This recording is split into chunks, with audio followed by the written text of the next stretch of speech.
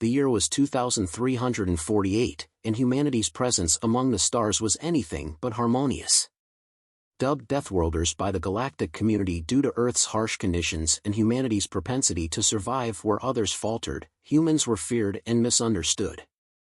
The galaxy had developed over millennia with races far more fragile than humanity, beings born in mild gravity, under tranquil suns, with nutrient-rich atmospheres that coddled life.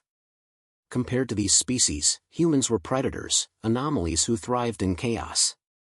They were, in the eyes of many, an existential threat. On board the flagship Ravenous, Fleet Commander Maya Forlan studied the holographic display projected over the war table. Unprecedented alien distress signals originating from the Karash sector, her AI, Zeke, chirped in her ear. The monotone voice carried no urgency, but Maya's gut twisted.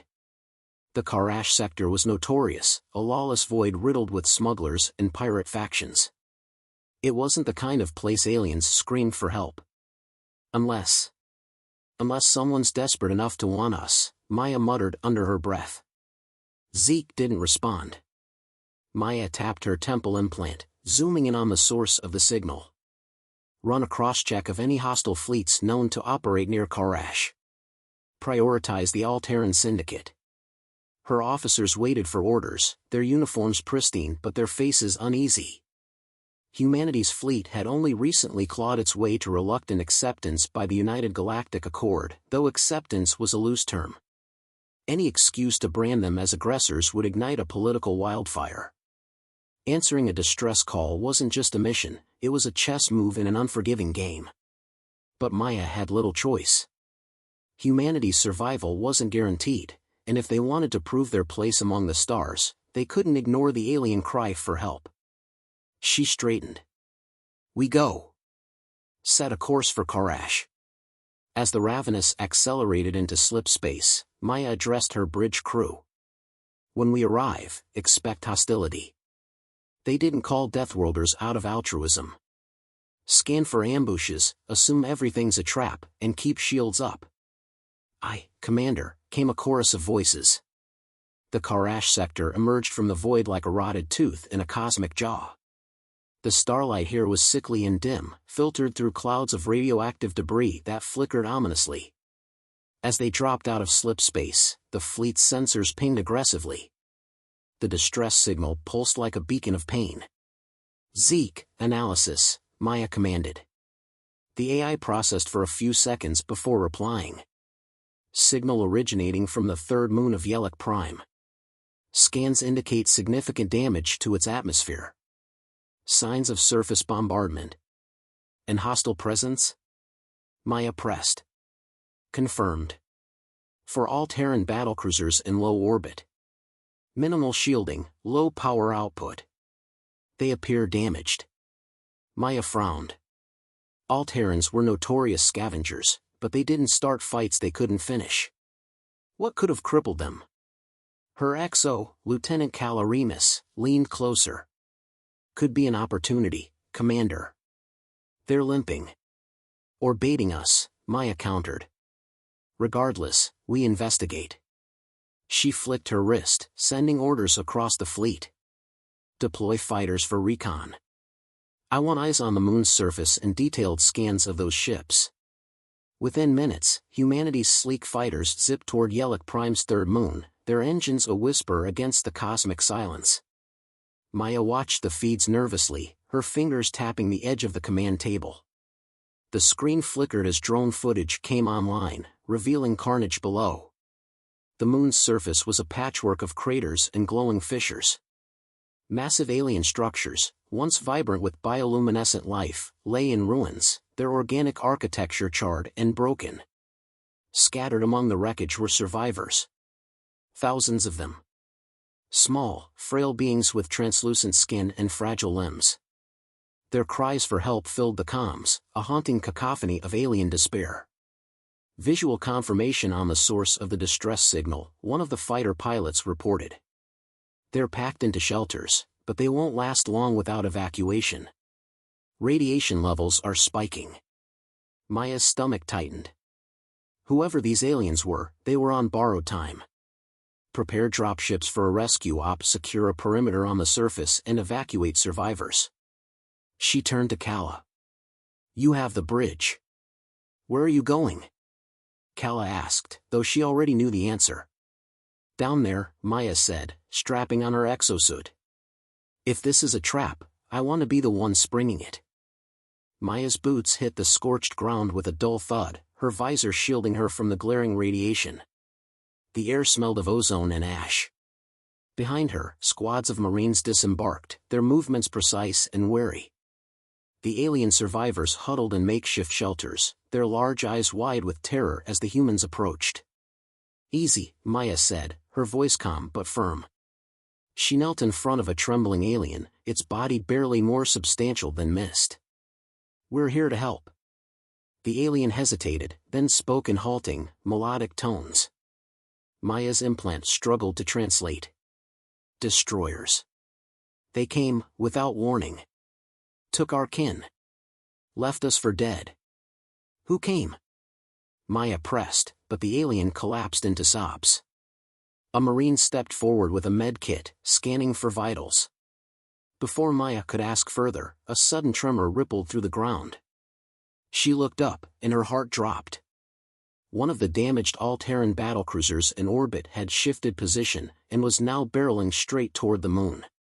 Commander. Zeke's voice blared in her helmet. All-Terran vessel on a collision course. Impact imminent. Evac immediately. Maya barked. Get these people to the dropships.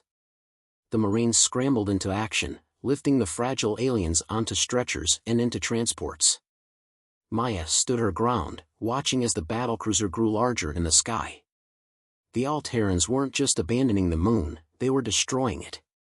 Her comms buzzed with panic chatter as her fleet moved to intercept, but the trajectory was too fast. The moon's crust groaned under the gravitational pull of the descending ship. We're not gonna make it, one of her officers whispered. But Maya wasn't listening. Her mind raced, calculating possibilities. And then she saw it, a glimmer of hope. Zeke, she said, her voice steady. Override all safety protocols on my exosuit. Prepare for a high-risk maneuver. Commander, I must advise. Now. Maya snapped. She turned to her team. Get the survivors out. That's an order. Without waiting for a response, she activated her suit's thrusters, launching herself skyward. The battlecruiser loomed closer, its dark hull blotting out the stars. And Maya, Deathworlder to the core, shot straight toward it. Maya's exosuit thrusters roared as she rocketed toward the descending All-Terran battlecruiser, her vision tunneling against the G-forces. The moon below seemed to shrink, its fractured surface glowing faintly in the radiated gloom. Behind her, the cries of the fleeing survivors echoed faintly in her comms, mingled with the shouts of her officers. Commander Forlin. Abort. You're not going to. I'll make it. Maya cut them off, her voice sharp with determination. She wasn't entirely sure she believed it, but hesitation wasn't an option. The trajectory was clear in her mind, a desperate gamble that would either save thousands or leave them buried under alien debris. As the massive battlecruiser loomed closer, the magnitude of her challenge became apparent. The vessel's hull, once sleek and imposing, was now a scarred and blackened patchwork. Smoke vented from ruptured sections, and faint arcs of electricity danced across its surface like restless spirits. The damage wasn't superficial, it was catastrophic. The ship was no longer a weapon, it was a bomb. Zeke, estimate impact radius if that thing hits the surface. Projected devastation covers an area of 3,000 square kilometers, the AI replied coldly. Complete annihilation of all life forms within the affected zone. Probability of moon-wide destabilization, 74%. Too high, Maya muttered. Her fingers danced over her suit's interface. She targeted a breach in the ship's lower hull, a jagged tear large enough to admit her.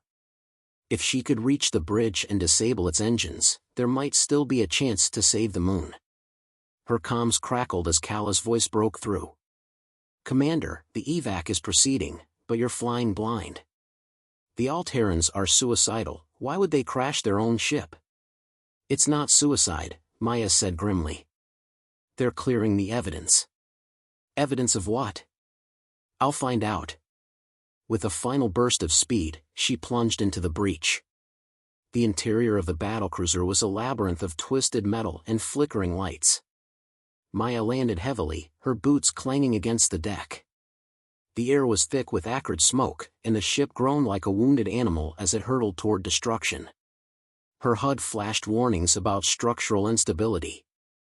Zeke, locate the command center, she ordered. Pathway identified, the AI replied, projecting a holographic map onto her visor.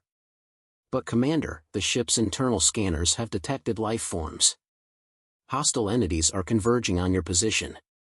Let them come, Maya growled, gripping her pulse rifle. She advanced cautiously, her weapon raised. The corridors were eerily silent except for the distant hum of failing machinery. The first attack came swiftly, a shadow darted from a side passage, aiming a plasma blade at her neck. Maya spun, her reflexes honed from years of combat, and fired. The attacker, a wiry Alteran, crumpled, its weapon clattering to the floor. Hostiles confirmed, Maya said into her comms. Looks like they're not all eager to die. As she moved deeper into the ship, the resistance intensified. Alteran soldiers emerged from the shadows, their faces gaunt and desperate. They fought with the ferocity of cornered animals, but Maya's training gave her the edge. She advanced relentlessly, her suit amplifying her speed and strength, her rifle a blur of light and sound. Still, the odds were stacked against her. For every soldier she felled, two more seemed to appear. She ducked behind a bulkhead as plasma bolts sizzled past, narrowly avoiding a shot that would have melted her visor. Zeke, reroute power to shields, Maya panted. I'm running out of cover here. Shield integrity at 64% and falling, the AI warned. A sudden explosion rocked the corridor, throwing Maya off her feet. She landed hard, her suit absorbing most of the impact, but her vision swam. As she struggled to rise, a massive figure loomed over her. This Alteran was different, larger, more heavily armored, its glowing eyes filled with malice. It raised a serrated blade, its edge shimmering with deadly energy. Maya rolled to the side as the blade came down, the metal floor screeching in protest. She fired point blank at the creature's chest, but its armor absorbed the shots. Zeke, any ideas? Recommendation, aim for the neck joint. Structural weakness detected. With a burst of effort, Maya lunged upward, her blade snapping from its sheath. The Alteran swung again, but she sidestepped and drove her weapon into the vulnerable joint. The creature staggered, its roar a mix of rage and pain, before collapsing in a heap. No time to rest, Maya muttered, sprinting toward the command center. Every second counted. When she reached the bridge, it was chaos. The Alteran captain barked orders in their guttural language, his crew frantically working to keep the ship on its collision course. Maya didn't hesitate. She opened fire, her shots precise and deadly. Consoles exploded in showers of sparks, and the crew scrambled for cover. The captain turned to face her, his expression a mixture of fury and fear. Deathworlder, he spat, his voice crackling through a translator. You should not have come. Neither should you, Maya retorted, leveling her rifle. Disengage the engines, or I'll blow this whole bridge apart. The captain sneered. You cannot stop us. Your kind may thrive on chaos, but even you will fall before the Dominators. Dominators? Maya frowned, her mind racing. The name was unfamiliar, but the venom in his voice suggested something more than a pirate faction. She stepped closer, her weapon trained on him. Who are they? What are you hiding? The captain laughed bitterly. You think this ends here? We were only the beginning. The Dominators are coming, Deathworlder. And when they do, your species will kneel. Before Maya could press further, the captain slammed his fist onto a console. Alarms blared, and a countdown appeared on her HUD. Self-destruct activated, Zeke announced. 60 seconds to detonation. Damn it. Maya cursed, shooting the console to prevent any further interference. She turned to the nearest terminal, her fingers flying over the alien controls. Zeke, override the engines and divert power to reverse thrust. Attempting bypass, the AI replied.